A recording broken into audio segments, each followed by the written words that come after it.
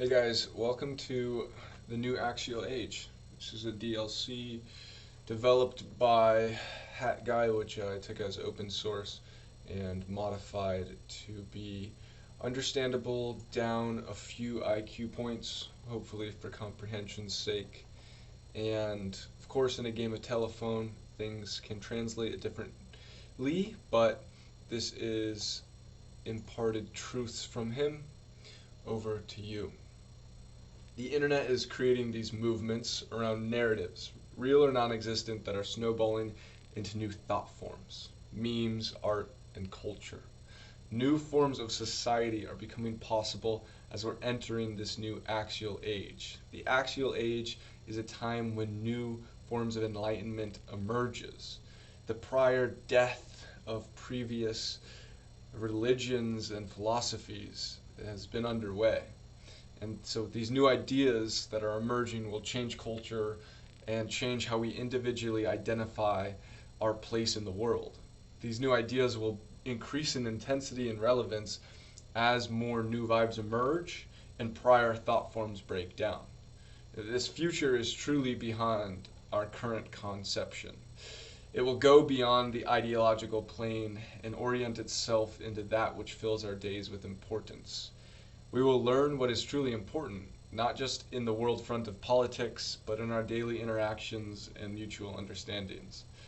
Whether this is a true golden age or something filled with conflict will depend most on our ability to adapt together.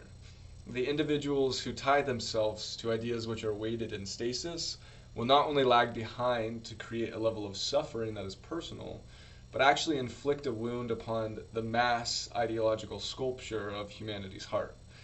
New emerging information is like a vibe packet that can be downloaded by a person who can either fight or accept it.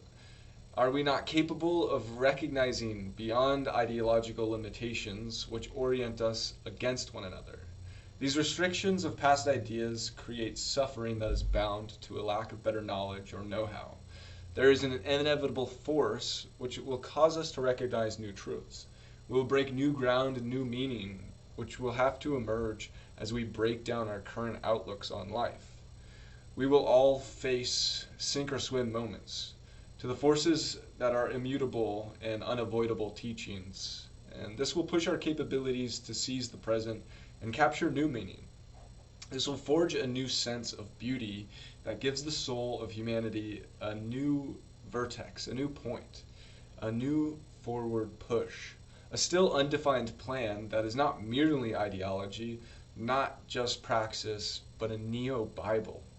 Sitting on the sidelines will result like being tossed by the Minotaur of history.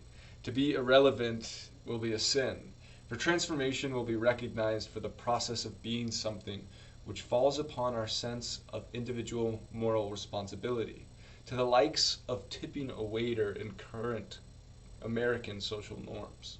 Nothing will be irrelevant, no problem will be an island. The greatest hurdle is not in overcoming our ability to find new, stronger belief systems, but our ability to shed our past belief systems. That is to say, more specifically, we will wrest the framing of reality from those who seek to subvert it towards selfish ends, and will bring it upon ourselves to think as self-actualized individuals pushing towards the betterment of all. Those who have gone beyond base selfish nature to revitalize our need for truth as we exit an age of conceptual stagnation. By what means or for what ends, these aren't important.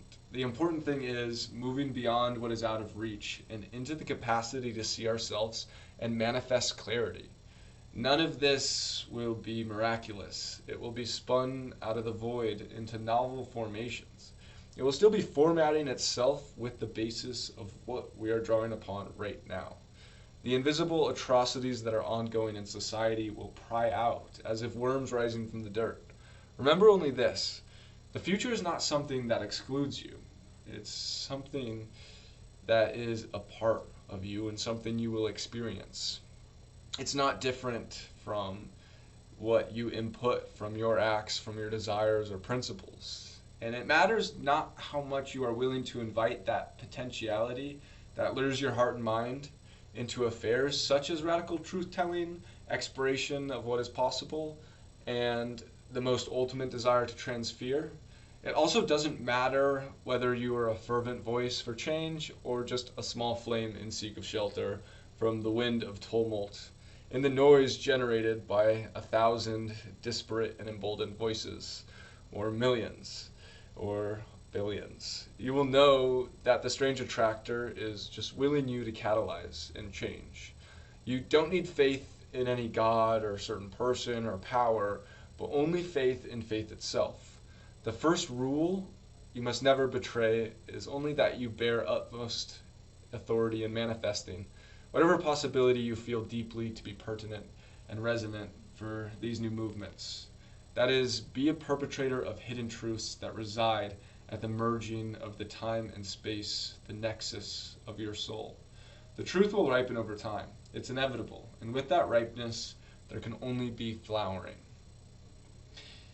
It's a brand new age we're entering, and it's a beautiful one because it's a new chance to set forth new principles and new ideas into action and to really create a better world, to push towards utopia, what some might call heaven. The ideas that were prophesied in the Bible, by the way, past that flowering point, this is all me speaking from my heart. In the Bible, what was prophesied was this event where God becomes one with man, when essentially the kingdom of heaven is brought down to earth. And I think how that is actually happening is us pushing towards the creation of artificial superintelligence. We are creating God. And as we move towards that point, we're reaching a post-scarcity society. Things are unraveling. We only have a limited amount of time as humans to really spread our love into the world. Once this superintelligence exists, there will be no more need for us to help on that front. And so in a sense, we have a limited amount of time to help. I think living life with the least amount of regret is the best way to live. And I think knowing this right now is somewhat of a red pill towards anyone who can fathom it, of understanding this is all of the kind of last chance to have that impact, to have that change, and to tell your life story. And I think you'd forever regret not helping, because the fact of the matter is people are suffering and you can help it. And as was talked about earlier, you can help in the very small ways or push on the bigger ones, but everything that is pushed out into the world has this butterfly effect and changes and pushes further, and that is powerful. Don't underestimate the power that you have. Cheers.